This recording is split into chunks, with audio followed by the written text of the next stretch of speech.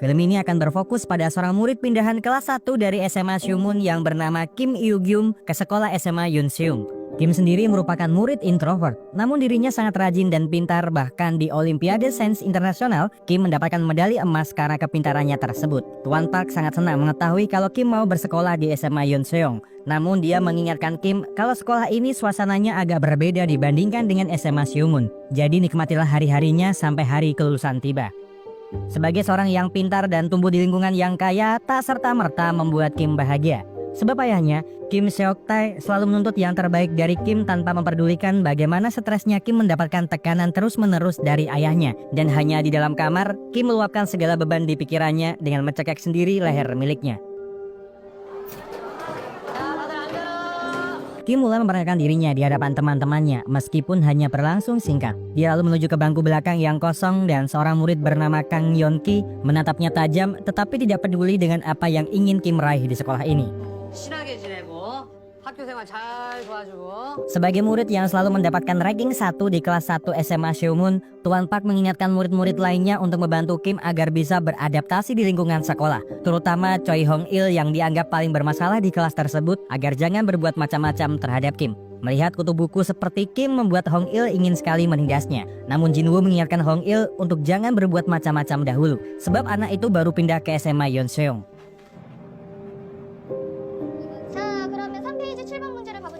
Setiap harinya, selain bersekolah, Kim pun juga mengikuti tambahan pelajaran di bimbel sampai malam hari meskipun Kim sangatlah pintar. Tujuannya hanyalah satu, yaitu membuat ayahnya senang. Ibu Kim, Myung Da-bin, yang sedari sore menunggu kedatangan putranya pulang, bertanya tentang bagaimana sekolah barunya. Apakah di sana dia merasa nyaman? Kim mengatakan kalau sekolahnya baik-baik saja dan bertanya kepada ibunya tentang apakah dia juga boleh meminum obat yang sama seperti milik ibunya yang merupakan obat penghilang rasa panik dan juga stres. Namun melihat ibunya yang seperti bingung, Kim pun tidak jadi meminta obat itu, yang kemudian masuk ke kamar dan belajar sampai larut malam. Tak lama, Tuan Seok-tae masuk ke dalam kamar Kim untuk melihat Kim yang tengah belajar. Akan tetapi setelah melihat dengan seksama apa yang sedang dipelajari oleh Kim, Tuan Seok-tae seperti tidak menerima kesalahan sedikit pun yang dibuat oleh putranya. 집중 안 할래? 또 틀려.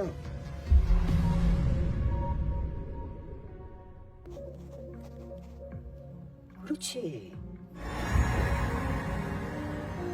Esok paginya, ketika Kim masuk ke dalam sekolah, tak sengaja dia melihat Hong-il dan Jin-woo sedang menindas murid lainnya di dalam kelas. Kim lewat begitu saja, tidak memperdulikan tindakan mereka berdua terhadap teman sekelasnya. Namun ketika Hong-il tak sengaja menjatuhkan Walkman berharga miliknya, membuat Kim bereaksi yang lalu berteriak kepada Hong-il.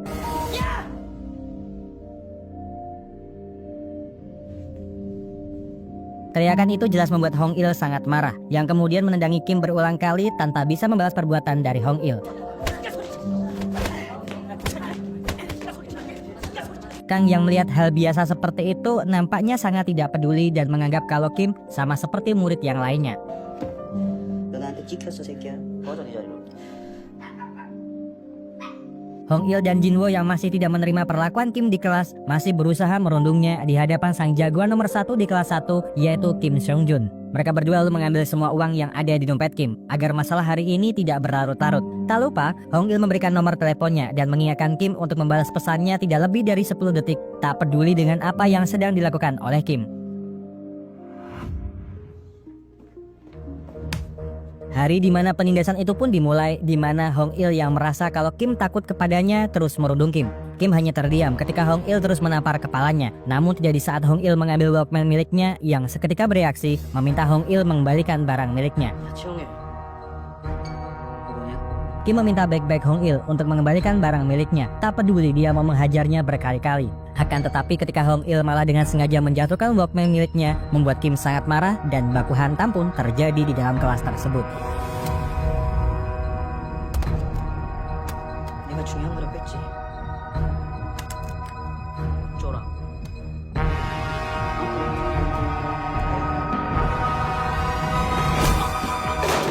괜찮냐?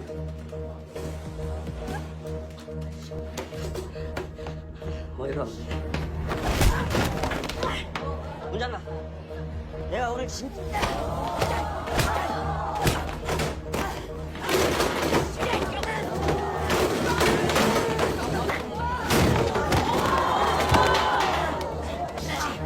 Kemampuan bertarung Kim sebenarnya tidak terlalu baik, namun karena dia terus mengamati bagaimana lawan dalam bertarung sekaligus mempunyai fisik yang lebih bagus, Kim mulai melakukan serangan balik terhadap Hong Il.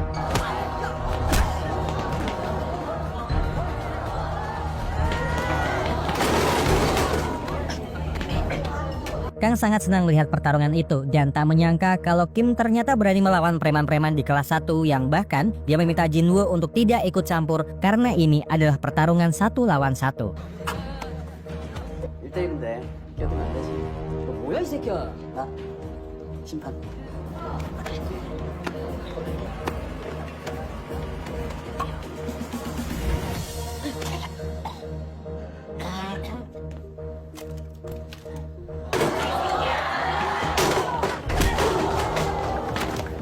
나이스.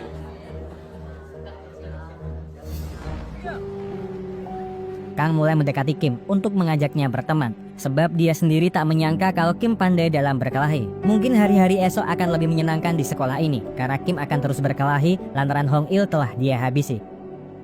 Kim sebenarnya tidak peduli dengan perkelahiannya dengan Hong Il, namun entah kenapa pertarungan tersebut terus terngiang dalam pikirannya yang setidaknya membuat Kim sangat senang menikmati pukulan setiap pukulannya, yang malah membuat Kim tak sadar bila halte tempat keberadaan bimbelnya telah dilewatinya. 아이고 의견이 많이 오셨네. Sesampainya di rumah, Tuan Seoktae bertanya tentang kenapa dia bisa terlambat mengikuti ujian di bimbel. Karena jika sampai nilainya turun, ayahnya akan memindahkan lagi ke sekolah yang kastanya lebih rendah dari SMA Yeonsum. Melihat putranya yang tak ingin dimarahi oleh suaminya, Dabin pun mengeraskan volume TV agar putranya itu bisa mandi dan juga beristirahat di dalam kamarnya. Selesai mandi, Kim seperti melihat bayangan kakaknya yang seperti ingin menunjukkan kalau musik itu adalah sebuah ungkapan dari hati. Kim mendengarkan dengan seksama musik dari Walkman tersebut, namun tak lama, ayahnya masuk ke dalam kamar menghilangkan bayangan kakaknya dari pandangannya.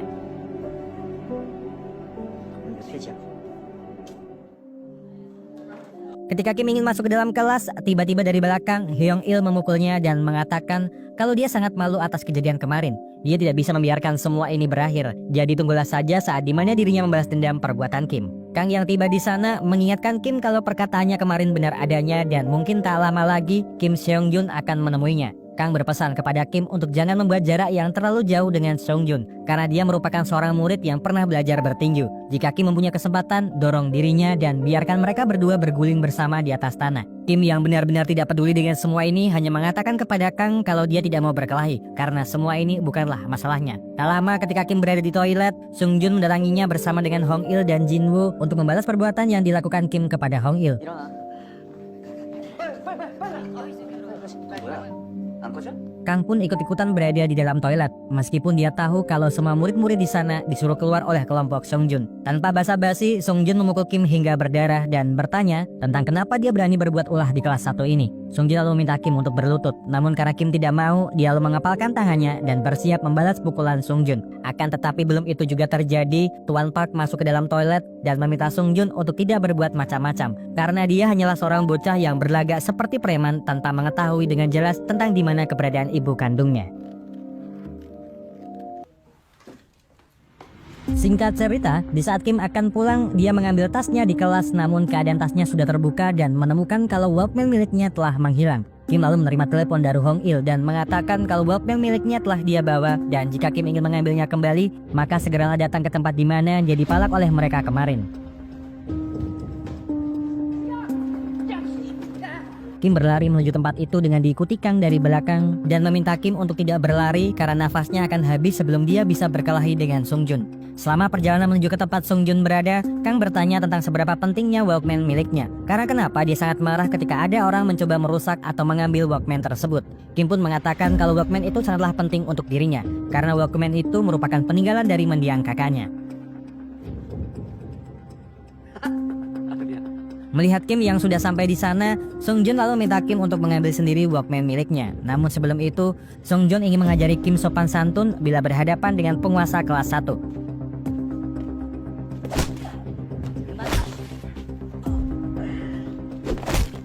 Seong Jun terus memukulinya dengan teknik pukulan tinju yang dia miliki. Terus mendapati pukulan-pukulan itu membuat Kim marah karena kenapa mereka yang berbuat salah malah dia yang harus menerima akibat dari perbuatan yang tidak dilakukannya.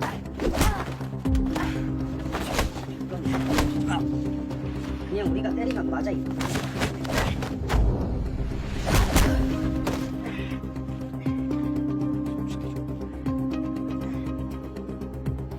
괜찮은데. Kim terus menerima pukulan-pukulan keras dari Sung Jun sambil mencari celah yang bisa dia dapatkan untuk membalas pukulan Sung Jun. 해보자.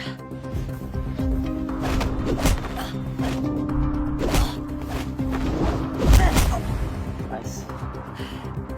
Sambil mengingat perkataan Kang yang memintanya untuk tidak membuat jarak saat pertarungan, membuat Kim melakukan hal ekstrim dengan mendorong Kang jatuh dari tangga bersama-sama. 그렇게 훌륭한 게 아닌데. Melihat Sung Jung yang tidak bisa berdiri dengan benar karena kakinya terkilir, membuat Kim punya kesempatan untuk menyerang balik Sung Jung dengan sekuat tenaga.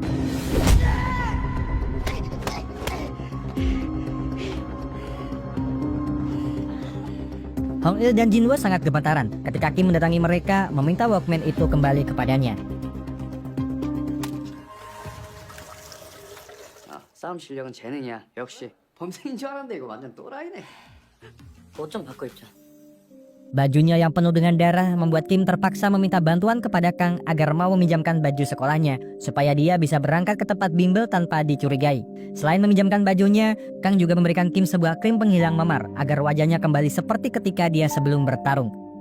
Kekalahan tersebut jelas membuat mereka bertiga sangat bingung, sebab selain harus menanggung malu, mereka pun tidak tahu dengan bagaimana reaksi dari senior mereka di kelas 2 setelah kekalahannya dari seorang murid baru SMA Yunseong. Nyonya David membangunkan Kim dari tidurnya. Dia sedikit agak terkejut melihat bibir Kim yang terluka. Kim yang tidak ingin ibunya khawatir mengatakan kalau luka di bibirnya itu disebabkan oleh bola basket yang tepat mengenai wajahnya. Jadi ibunya tidak perlu khawatir karena luka ini pasti akan sembuh dengan cepat. Tuan Seok Tae yang juga melihat kalau bibir Kim terluka mengatakan kalau ternyata di SMA Seonam itu lebih baik daripada SMA Yonseong. Karena jam istirahat saja mereka gunakan untuk belajar bukannya bermain bola basket. Tuan Seok Tae lalu mengusulkan kepada Kim kalau lebih baik dia pindah bimbel karena seharusnya di sekolah ini dia bisa menjadi yang terbaik. Kim pun hanya menuruti permintaan ayahnya. Walaupun sebenarnya Kim sangat terbebani dengan apa yang diinginkan ayahnya terhadap dirinya, dan ibunya pun sebenarnya juga merasakan hal yang sama. Seperti yang mereka bertiga duga, keesokan harinya Choi Ji Hyuk marah kepada mereka bertiga. Karena kenapa bisa-bisanya mereka bertiga kalah dari murid baru kutu buku di sekolah mereka. Apalagi Sung Jun adalah jagoan nomor 1 di antara murid kelas 1. Ji Hyuk lalu menyarankan kepada Sung Jun, jika dia tidak ingin mendapatkan lagi siksaan-siksaan dari dirinya, maka mereka bertiga harus menebus kesalahan dengan membuat anak baru itu menderita, walau harus memakai kecurangan sekalipun untuk memenangkan pertarungan. Kim dan Kang terlihat pulang bersama menuju ke rumah masing-masing. Meskipun sebenarnya Kim tidak menyukai Kang yang sedari awal bertemu ingin dekat dengan dirinya. Sementara itu Sung Jun, Hong Il, dan Jinwoo terlihat berada di suatu tempat, berencana melakukan cara kotor meskipun Sung Jun terpaksa melakukan hal itu karena tak ingin menjadi bahan amukan dari Ji Hyuk tiap harinya. 간다. 같은 내가 있잖아. Melihat target mereka yang sudah lewat di tempat mereka menunggu, Sung Jun pun menjalankan misinya dengan memukul Kim dengan tongkat tepat mengenai kepala belakang Kim hingga Kim harus pingsan dan dilarikan ke rumah sakit oleh Kang.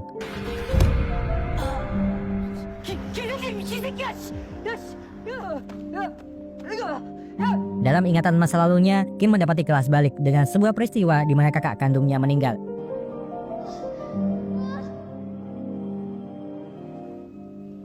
야 김우현. Kim yang tersadar lalu ingin segera pergi dari rumah sakit karena dia tidak ingin terlambat untuk belajar bimbel. Namun kehadiran kedua orang tuanya membuat Kim mengurungkan niatannya tersebut karena ibunya memaksa Kim untuk beristirahat terlebih dahulu. Ayahnya sempat menanyai Kim dengan apa yang sudah terjadi.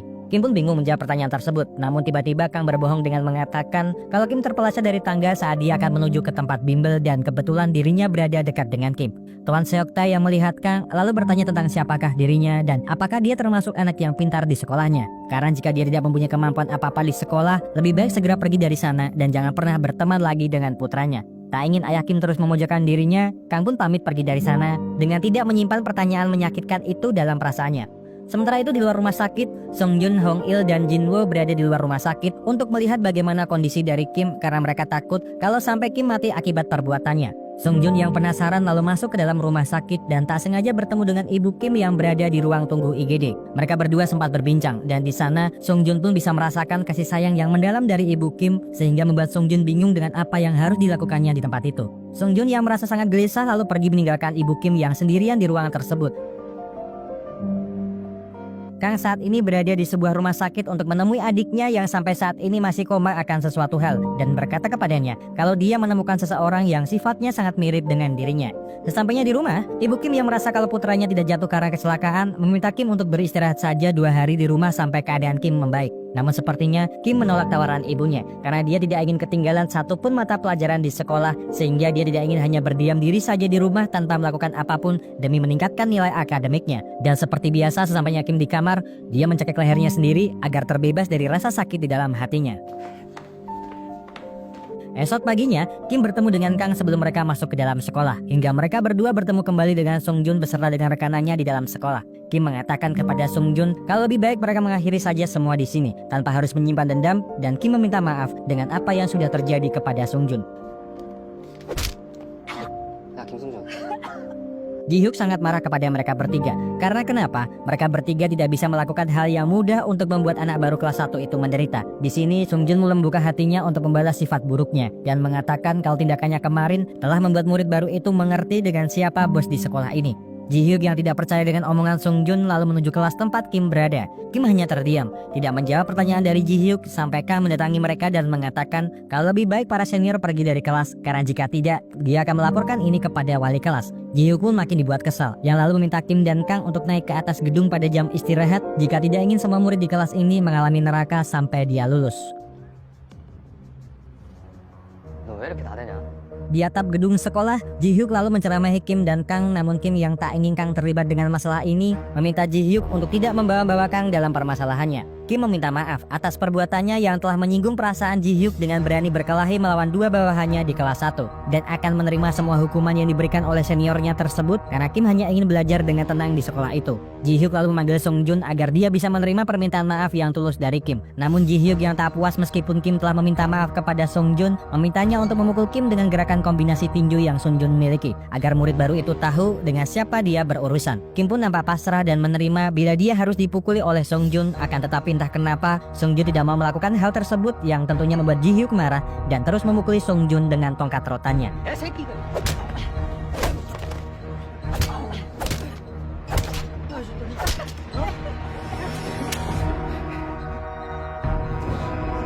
Tak tahan dengan perlakuan Ji-hyuk kepada Sung Jun, Kim menahan tongkat pemukul Ji-hyuk sambil bertanya kepada Kang tentang berapa banyak lagi murid seperti Ji-hyuk yang harus dia hadapi untuk memutus rantai pembulian di sekolah ini. Kang pun mengatakan jika masih ada 2 orang lagi yang harus Kim hadapi setelah dirinya mengalahkan Ji-hyuk. Jadi segera kalahkan Ji-hyuk sekarang juga agar dia bisa belajar dengan tenang di sekolah ini.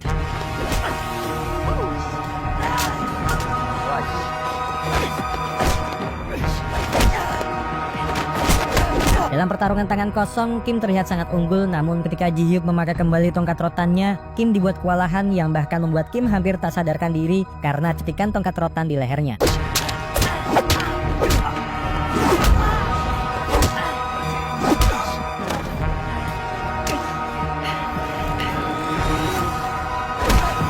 Sung Jun tiba-tiba menendang Ji-hyuk untuk menyelamatkan Kim, yang tentu saja membuat teman-teman Ji-hyuk bereaksi dengan terus memukulinya.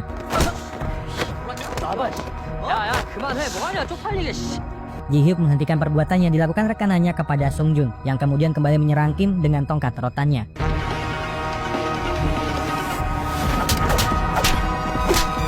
Kim mempelajari bagaimana gerakan tangan tongkat Ji-hyuk saat menyerangnya, dan setelah berhasil mendapatkan tongkat rotan tersebut, Kim pun lalu menunjukkan bagaimana gerakan tinju kombinasi milik Sung Jun kepada Ji-hyuk.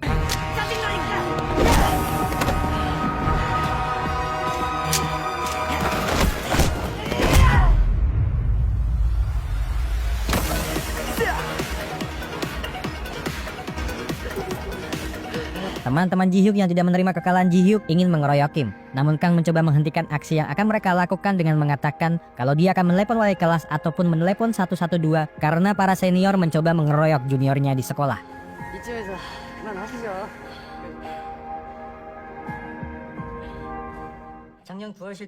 Ayah Kim saat ini berada di kantornya sedang mengadakan meeting dengan para direktur penjualan di beberapa rumah sakit besar yang ada di Korea Selatan. Tuan Seok Tae nampak sangat marah sebab para anak buahnya tidak mampu untuk melampaui target penjualan barang-barang di rumah sakit, meliputi obat beserta dengan peralatan medisnya juga. Ambisinya untuk menjadi raja di raja dalam bisnis supplier peralatan medis di rumah sakit seluruh Korea Selatan sangatlah besar. Maka tidak salah juga jika sifatnya yang keras itu membuatnya selalu mendorong Kim agar menjadi yang terbaik menurut keinginannya. Tak lama, Tuan Seok Tae mendapatkan telepon dari ayah mertuanya yang menanyakan tentang apakah dia akan membawa Kim akhir pekan ini ke rumahnya. Tuan Seok Tae yang nampak ketakutan pun mengatakan kalau dia pasti akan membawa Kim berkunjung ke rumahnya akhir pekan ini, sesuai dengan apa yang diinginkan oleh ayah mertuanya. 남은 2명은 누구야? Di saat Kim sedang membersihkan dirinya setelah pertarungan, dia bertanya tentang siapakah dua murid lagi yang harus dirinya hadapi. Kang pun mengatakan kalau dua orang itu adalah murid kelas 3 yang bernama Nam Sung Sik dan Sung Wok. Namun melihat kondisinya saat ini, Kang menyarankan Kim untuk beristirahat lebih dulu karena kemampuan dari mereka berdua tidak bisa dianggap remeh. Sung Jun yang merasa bersalah dan malu atas tindakan yang dilakukannya kepada Kim hanya bisa menatapnya dan berkata kepada Hong Il dan Jin Woo kalau mulai saat ini mereka berdua tidak perlu lagi mengikuti dirinya. Ji-hyuk saat ini berada di ruang musik sekolah untuk bertemu pemimpin berandalan sekolah ini yang bernama Nam Sung Sik dan teman kepercayaannya yang bernama Sung Wok untuk mengabari mereka kalau telah ada murid baru kelas 1 yang mulai berani melawan para senior. Tak lama, Sung Sik menemui Kim yang nampak tertatih-tatih akibat pertarungannya dengan Ji-hyuk. Kim yang tidak tahu siapa sebenarnya Sung Sik dengan terpaksa menerima uluran bantuannya ketika Sung Sik mencoba membantu Kim memapah tubuhnya ke kelas dan hanya melihat kalau Sung Sik sama seperti murid lainnya. Meskipun dari penampilan Sung Sik, dia tidak mencerminkan murid-murid di sana pada umumnya yang bahkan meminta uang kepada Kim demi bisa membeli minuman di kantin sekolah. 오, 땡큐. 쳐다봐. Malam harinya, setelah Kim pulang dari bimbel, dia baru menyadari kalau Sung Sik adalah murid kelas 3 yang dia cari. Setelah melihat kalau Ji-hyuk juga berada di sana, menunggu kepulangan Kim dengan anak-anak kelas 3 lainnya. Kim yang merasa kalau kedatangan mereka ke sana adalah untuk mengajaknya berduel, langsung menantang Sung Sik untuk berkelahi sekarang juga dengan dirinya. Tak peduli kondisinya yang belum membaik akibat pertarungannya dengan Ji-hyuk. Namun, kedatangan Tuan Seok Tae ke sana membuat Kim mengurungkan niatannya dan segera pergi meninggalkan Sung Sik bersama teman-temannya di tempat tersebut. Selama perjalanan mereka berdua menuju ke tempat tukang jas langganan keluarga besar Kim, ayahnya bertanya tentang siapakah mereka semua. Apakah mereka adalah teman-temannya? Karena jika bukan, itu adalah hal yang baik sebab mereka semua tidak mencerminkan pendidikan yang berkualitas. Di dunia ini, ada dua jenis kekuatan, yaitu kekuatan sementara dan kekuatan berkelanjutan. Dan Tuan Seok Tae ingin Kim mempunyai kekuatan berkelanjutan karena kekuatan itu akan membuatnya bisa bertahan di dunia ini hingga akhir dibandingkan dengan kekuatan sementara yang nampak megah hanya di awalnya saja. 아, 이번 주가 교수님 생신이시구나. 그래서 이번 주말에 단정하게 입혀가려고. Tuan Baek Ki-bum dengan teliti dan cermat mengukur panjang badan tubuh Kim agar setelan jas yang digunakannya terlihat rapi saat bertemu dengan kakeknya. Di sela-sela pekerjaannya itu, Tuan Baek bertanya kepada Tuan Seok Tae tentang bagaimana kabar putra sulungnya yang masuk sekolah kedokteran paling bagus di Korea Selatan tanpa mengetahui kalau putra sulung dari Seok Tae telah meninggal. Bukannya menjelaskan kalau putra sulungnya telah mati, ayah Kim malah mengatakan kalau keadaan putra sulungnya itu baik-baik saja tanpa memperdulikan bagaimana perasaan dari Kim. Esok harinya ketika Kim dan Kang akan masuk ke dalam kelas, Sung Sik dan Sung Wok terlihat sedang menunggu kedatangan Kim untuk membicarakan tentang apa yang harus Kim lakukan ke depannya. Daripada mereka berdua harus berkelahi, karena yang pasti Kim tidak akan bisa mengalahkan Sung Sik. Sung Sik ingin Kim menjadi pesuruhnya saja, sebab menjadi seorang yang kuat itu lebih menyenangkan dibandingkan kutu buku seperti dirinya. 왜 안 마셔? 네 돈으로 산 건데.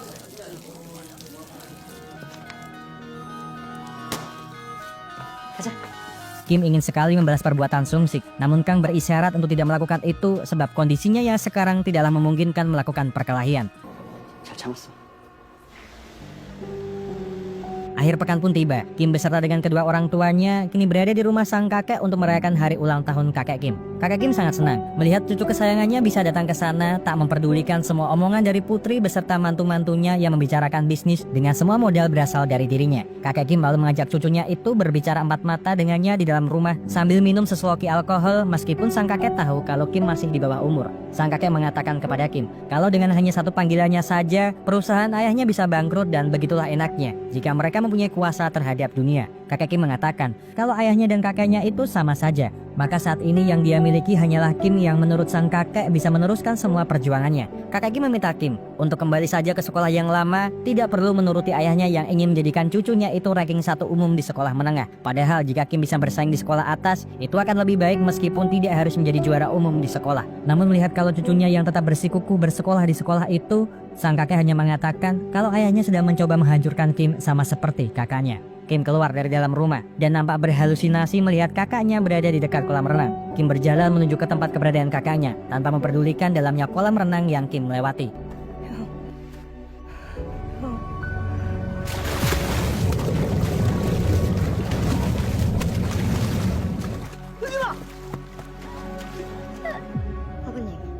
Dabin sempat bersih tegang dengan ayahnya karena kenapa bisa ayahnya itu memberikan alkohol kepada anak di bawah umur. Kakek Kim pun mengatakan kalau seperti itulah yang harus mereka lakukan untuk mendidik anak dengan benar. Harus punya ketegasan dan prinsip, tapi jangan membuat takut seperti apa yang terjadi kepada Sokyung, putra sulung mereka berdua.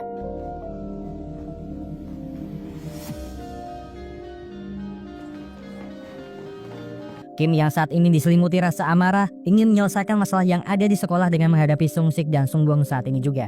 Namun Kang berusaha menghentikan niatan Kim karena kondisinya yang belum membaik meskipun sudah 4 hari berlalu semenjak pertarungan terakhirnya. Akan tetapi Kim tidak peduli dengan hal tersebut karena yang terpenting saat ini hanyalah bagaimana dia bisa menghentikan penindasan dari orang-orang seperti Sung-sik.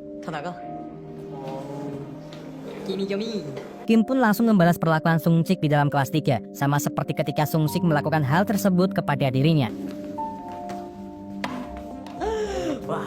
너 받은 건 그대로 돌려주는 스타일이구나. 와, 이거 골 때리는 새끼네. Perkelahian di antara mereka berdua sempat akan terjadi di dalam kelas. Akan tetapi sang wali kelas Sung-sik datang untuk memulai pelajaran di pagi hari ini yang akhirnya membuat Sung-sik memutuskan meladeni pertarungannya dengan Kim saat jam makan siang di ruangan musik. Singkat cerita, Kim dan Kang akhirnya menemui Sung-sik dan gerombolannya di ruangan musik. Awalnya Sung-sik memberikan Kim waktu untuk berpikir tentang apakah memang mereka berdua harus berkelahi karena Sung-sik hanya tidak ingin Kim mati di sekolah ini. Namun karena Kim menolak, baku hantam di antara dua bocah murid SMA ini pun terjadi.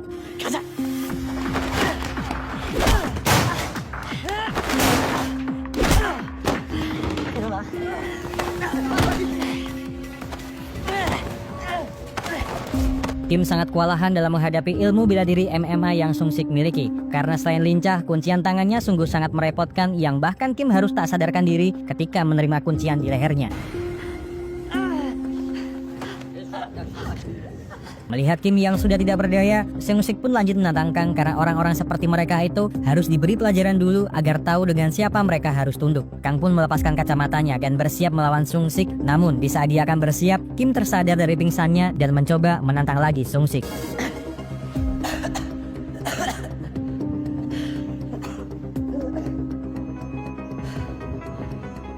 좀 기다려야겠다.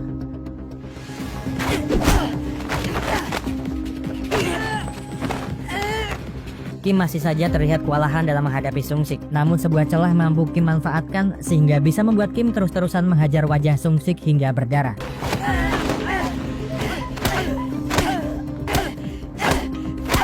Sung-bok yang melihat kalau Sung-sik bisa saja kalah mencoba membantu. Namun Kang menghentikannya dan mengatakan kepada Kim kalau seorang lagi yang harus mereka kalahkan biar saja dia yang lakukan. 배겸아, 이 학교에 2명 남았다 있지? 그 중에 1명. 내가 지금 정리한다.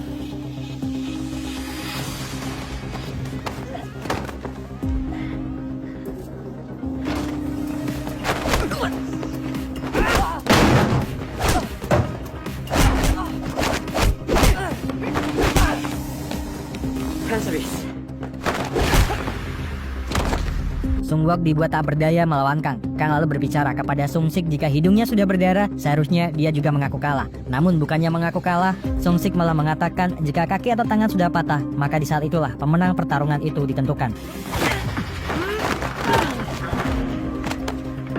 Sung-sik ingin sekali mematahkan lengan tangan Kim dalam kunciannya. Namun Kim berhasil mencari celah sehingga membuat Sung-sik tidak mematahkan seluruh pergelangan tangannya.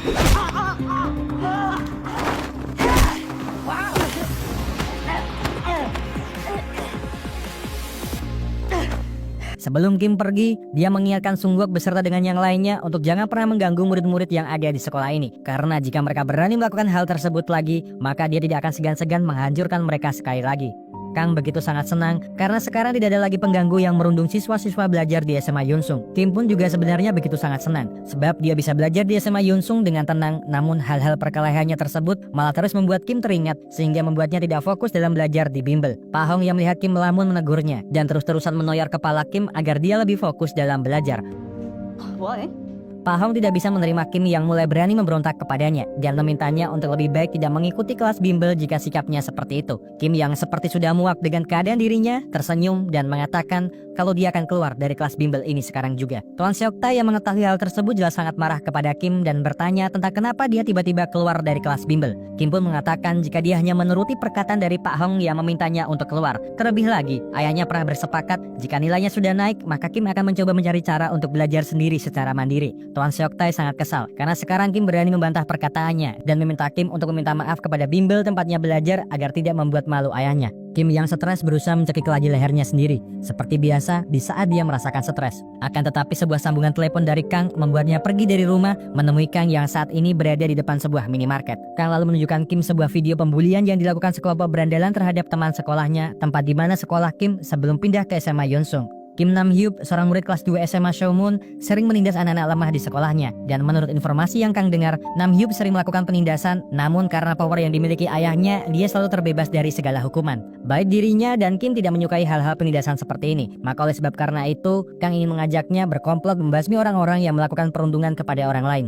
Kim tidak tertarik melakukan hal itu karena dia tidak ingin seperti mereka yang juga melakukan kekerasan demi kepuasan pribadi. Kim pergi dari sana. Namun seorang pekerja minimarket yang juga bersekolah di SMA Yonsung tiba-tiba memberikan Kim minuman gratis sebagai ucapan terima kasihnya karena setelah Kim menghajar Hong Il, dia tidak lagi mengalami perundungan lagi. Kim hanya terdiam, yang lalu meninggalkan mereka berdua di tempat tersebut.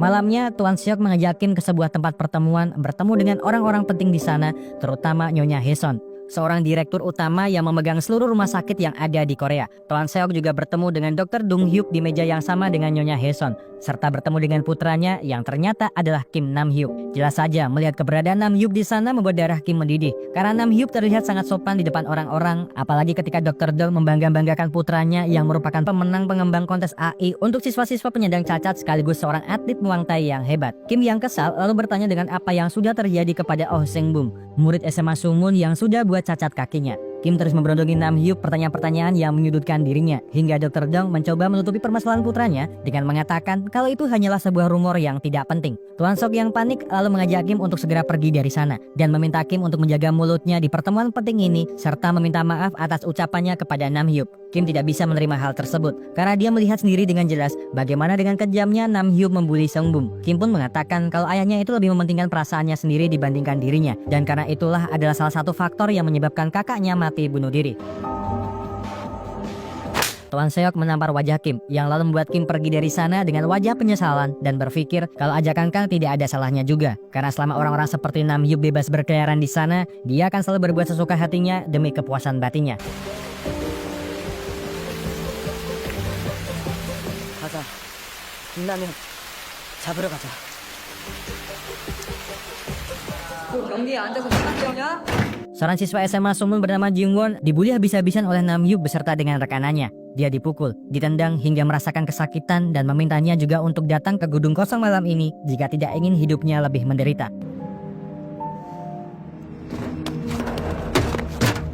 Jingwon yang tak tahan dengan perlakuan Nam Hyuk berniat mengakhiri hidupnya karena setiap hari selalu mendapatkan perundungan dari Nam Hyuk. Akan tetapi dia tidak berani meloncat dari gedung karena itu sama saja dengan dia kalah dengan Nam Hyuk. Dua orang laki-laki mendatanginya yang lalu minta Jingwon menuruti permintaan Nam Hyuk karena mereka akan datang menyelamatkannya. Jingwon menerima semua perlakuan kasar yang dilakukan Nam Hyuk beserta dengan rekanannya karena dia tahu kalau akan ada dua orang yang datang menolongnya, yaitu Kim Ui-gyeom dan juga Kang Yeon-ki yang memakai penutup kepala sebagai pahlawan pembasmi pembulian SMA. Dan cerita pun